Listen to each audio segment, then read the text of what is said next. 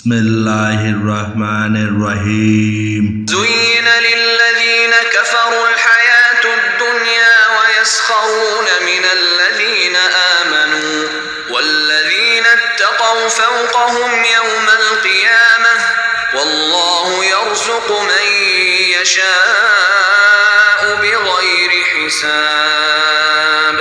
পার্থিব জীবনের ওপর কাফের দিগকে উন্মুক্ত করে দেওয়া হয়েছে, আর তারা ঈমানদারদের প্রতি লক্ষ্য করে হাসাহাসি করে।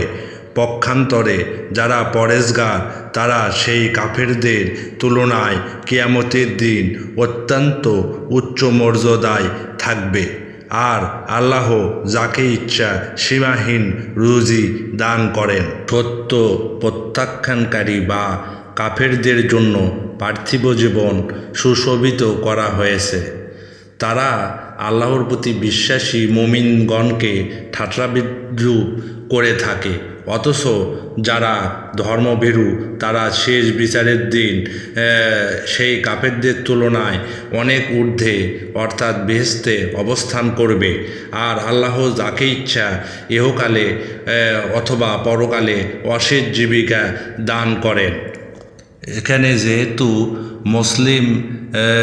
মুসলমানদের প্রাথমিক যুগে বেশিরভাগ মানুষ দরিদ্র ছিল, তাই পার্থিব সুখ স্বাচ্ছন্দ্য ও সুযোগ সুবিধা থেকে তারা বঞ্চিত ছিল। তাই কাফেররা অর্থাৎ মক্কার কুরাইশগণ তাদের নিয়ে উপহাস করত। যেমন প্রত্যেক যুগে বিত্তশালীরা চিরাচরিত নিয়ম অনুযায়ী দরিদ্রদের বিদ্রূপ করে থাকে। ঈমানদারদের দরিদ্রতার এবং বিলাসবিহীন জীবনের কারণে কাফেররা যে তাদেরকে নিয়ে উপহাস ও বিদ্রূপ করত সে কথার উল্লেখ করা হয়েছে উল্লেখিত আয়াতে। কিয়ামতের দিন এই দরিদ্র মানুষগুলো তাদের আল্লাহ ভীরুতার কারণে তাদের থেকে অনেক উচ্চে অর্থাৎ বেহেশতে প্রবেশ করবে এবং তারা আল্লাহর কাছে সম্মানিত হবে ও তারা অশেষ জীবিকা লাভ করবে এবং আল্লাহ যাকে ইচ্ছা তাকে সীমাহীন রুজি দান করেন।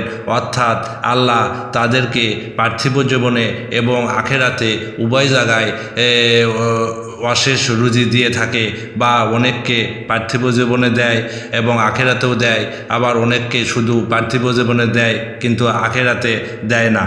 পরবর্তীতে দেখা গেছে যে এই গরিব মুমিন ব্যক্তিরাই পরবর্তীতে যখন ইসলামী খেলাফত প্রতিষ্ঠিত হইল তখন তারা দেশ জয় করতে শুরু করলো এবং তাদের এই বিজয় দ্বারা অনেক কিছু খুলে গেল এবং ধন সম্পদ এবং ভোগ সামগ্রী রুজির প্রাচুর্যতা নেমে এসেছিল তাদের জীবনে এবং তারা অনেক সম্পদের মালিক হয়েছিল।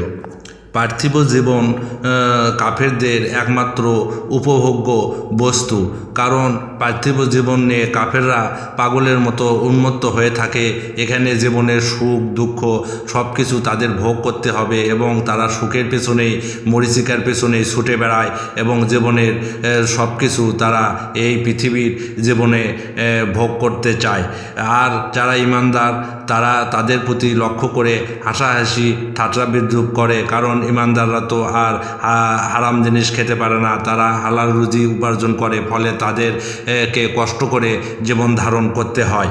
তাই কাফেররা তাদেরকে দেখে হাসাহাসি করে। পক্ষান্তরে আল্লাহ পরেজগারিতা যারা অর্জন করেছে সেই কাফেরদের তুলনায় তারা কিয়ামতের দিন অত্যন্ত উচ্চ মর্যাদায় থাকবে। তারা আল্লাহর কাছে সম্মানিত হবে এবং আল্লাহর আতিথেয়তায় তারা থাকবে এবং জীবনের অতীত জীবনের যে ভালো কর্মগুলো করে গিয়েছিল তার প্রতিফল সেদিন পাবে। এই জন্য তারা সেদিন আনন্দিত থাকবে এবং উচ্চ মর্যাদায় তারা আসীন থাকবে সিংহাসনে হারান দিয়ে।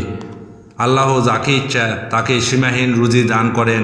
পৃথিবীর ক্ষেত্রে দেখা যায় যে অনেক কাফের মুশরিককে আল্লাহ সীমাহীন রুজি দিয়ে থাকেন।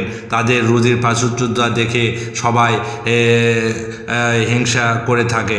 এই প্রাচুর্য আল্লাহ দিয়ে থাকেন কারণ কাফেরদের কে কিয়ামতে কোনো অংশ দেওয়া হবে না বা আখিরাতে কোনো অংশ দেওয়া হবে না।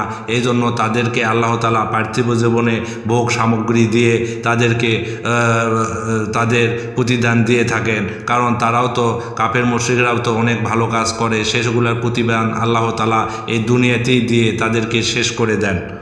আবার যারা মুমিন এবং প্রথম দিকের ইসলাম গ্রহণকারী ছিল তারাও শেষ সময় যখন ইসলামের খেলাফত প্রতিষ্ঠিত হলো তারা বিভিন্ন দেশ জয় করে প্রচুর ধন সম্পত্তি অর্জন করলো।